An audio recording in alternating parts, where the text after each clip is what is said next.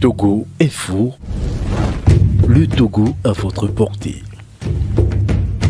Ce qui s'est passé aujourd'hui avec la présence des policiers et des gendarmes à l'entrée de ces Alpes, je crois que nous devons beaucoup condamner cela. Le lieutenant qui demande si nous avons l'autorisation avant de vouloir organiser une conférence de presse. C'est l'activité élémentaire de toute formation politique ou syndicale. La conférence de presse, on n'a pas besoin d'autorisation. On n'a pas besoin d'informer. Je ne sais pas qui l'a fait par ignorance des textes ou c'est pour nous menacer comme ils ont l'habitude de le faire. Je voudrais lui dire de se calmer. Les Togolais en ont marre. Ce qui me tient à cœur par rapport à la position de la DMK, nous sommes en train de faire un travail historique et symbolique. Vous savez mieux que moi, en tant que des Africains, quand un vieux construit un vestibule, avec toute son énergie, toute sa vision, les jeunes ont l'obligation d'entretenir. Monseigneur Boudreau a construit un vestibule, la jeunesse togolaise, tous les Togolais doivent entretenir pour que ça donne des fruits en faveur de tous les Togolais. Ce qui me tient à cœur, c'est par rapport à ce qui s'est passé dans le système de l'éducation. Ça nous interpelle. Les propos des ministres Kokoroko et de M. Tchédé me rappellent ceci. Que fait M. Kimon Oré, juste pour avoir comparé la situation du Togo à celle du Rwanda, qui se retrouve aujourd'hui en prison? Que fait Jean-Paul Komonou en prison pour avoir exprimé ce qu'il ressent?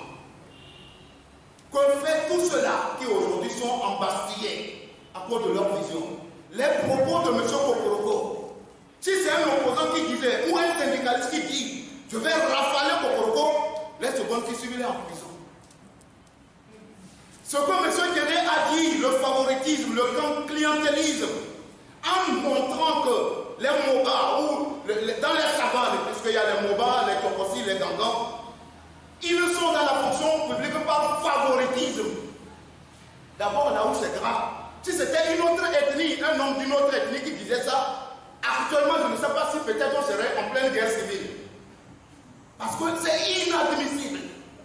Mais un fils du milieu, de la même région, qui tient de tels propos, vous me permettez de revenir sur le syllogisme d'Aristote. Tous les Moba sont dans la fonction publique par favoritisme. Or, M. Tchédé est Moba, donc il est dans la fonction publique par favoritisme. Il n'est pas douté, je reprends ce que j'ai dit, le syllogisme d'Aristote. Si tous les Moba, selon les propos de M. Tchédé, sont dans la fonction publique par favoritisme, or M. Tchédé est Moba ou de la région des savanes, alors il est dans le gouvernement par favoritisme.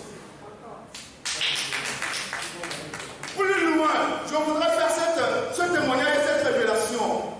J'ai été emprisonné en 2013 à partir d'une seule phrase que M. Abemé Koto m'avait envoyée le 1er janvier 2013. Happy New Year, c'était la phrase. Happy New Year. Quand on m'a arrêté, le lieutenant ne parle pas, le lieutenant Thiam et le commandant ne parlent pas, m'ont dit que signifie cette phrase, ce bout de phrase-là. Ça signifie quoi? Il dit, mais attends, c'est l'anglais, vous ne comprenez pas? Ou bien il y a quoi qui cache derrière? Comme moi, monsieur Naboudia, rien n'est sûr que ce n'est pas un mot. Comme monsieur Naboudia, rien n'est sûr que ce n'est pas un mot. Une phrase. Mais les gens viennent de dire plus que ça. Dans les propos de M. Kokoko, ce qui m'a le plus touché, il est un Africain. Il doit baisser sa tête pour penser 1000 fois. Quand il dit à M. Tolou, je vais te piétiner, dans nos langues, un homme normal ne dit pas à son prochain, je vais te piétiner. C'est-à-dire, quand on te dit que je vais te piétiner, c'est-à-dire que tu n'es pas différent d'une serviette, d'une serpillère, d'un cafard. C'est-à-dire, autrement dit, d'un moins que rien. Quand on dit je vais te piétiner, ça veut dire tu ne sers absolument à rien.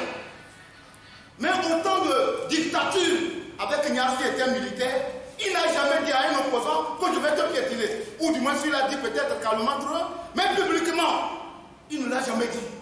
Sur quoi un homme mortel, comme nous tous ici, peut avoir de tels propos et aller dormir avec sa femme et ses enfants? Vous savez, puissant que tout le monde. Surtout quand nos collègues défendent ce qui est légitime. Hier, c'était moi. Ils m'ont détaché de l'enseignement pour jeter dans la fonction publique. En violation des textes. Surtout du statut général de la fonction publique. À son article 89 dit que pour détacher un fonctionnaire, ça doit être par son consentement. C'est lui qui dit que je ne peux plus parler pour certaines raisons, je ne peux plus dispenser les cours. Et alors là, le ministre tutelle maintenant émet un message à l'endroit de la fonction publique qui maintenant te détache. Maintenant, si c'est pour une mise en disposition, selon l'article 102 du statut général de la fonction publique, c'est pour une durée donnée. C'est pour une durée donnée. Aujourd'hui, moi, je fais 4 ans. Assis dans un bureau, qu'on verrait moins que rien. Pourtant, j'aurais pu être utile à notre pays. Les professeurs de philosophie, on les compte au bout des doigts. Il y a dans des écoles où on prend des enseignants volontaires. Et aujourd'hui, 146 élèves, enseignants, vous m'excusez, qui vont se retrouver au bureau. Qui va occuper leur place? Ce n'est pas parce que j'ai le bac, j'ai la licence, j'ai la maîtrise qu'on peut être un bon enseignant. L'enseignement est un art.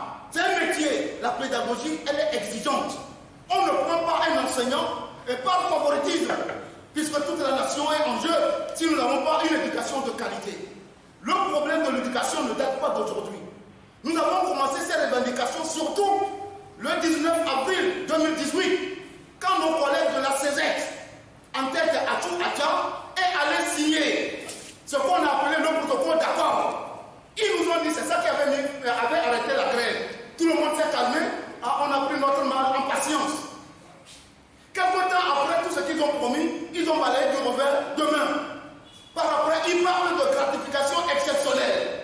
Après, eux-mêmes reviennent dire qu'aujourd'hui, ce n'est plus gratification exceptionnelle, ça devient mémorandum d'entente. Tout ce qu'ils avaient promis, ils n'ont pas tenu. Mémorandum d'entente signé par des syndicats qui ne sont pas représentatifs, qui n'ont pas tenu compte de la volonté de la base, qui devient aujourd'hui mémorandum de mésentente. D'où la nécessité de trouver des solutions idoines. Ils sont sur une mauvaise route. Quand c'est ça qui se passe et aussi en politique, vous me permettez. À chaque fois, ceux qui méritent d'être écoutés, ceux avec qui on doit discuter, on les tourne en bourrique et on s'en va choisir ceux qui ne sont pas représentatifs. C'est comme la CNAF, c'est comme le CPC en politique. C'est la même chose qui se passe aujourd'hui avec cette fédération. Si le CEP n'était pas représentatif, aujourd'hui tout le monde a vu ce qui se passe. Et ce qui est vraiment marrant, la grève a été plus suivie au nord du pays. Là où le régime FPT-Uni dit que c'est son fief. S'il vous plaît, ça fait réfléchir. Quand vous arrivez au nord, j'ai fait le nord à Mango, vous voyez les conditions de vie et de travail des individus, vous avez envie d'abandonner la fonction publique. Il y a des gens à nommer qui font plus de 15 ans, 20 ans, sans jamais être affectés. Mais ceux qui sont et qui ont le courage de réclamer les meilleures conditions de vie et de travail, les gens subissent des affectations 2 à 3 fois par an.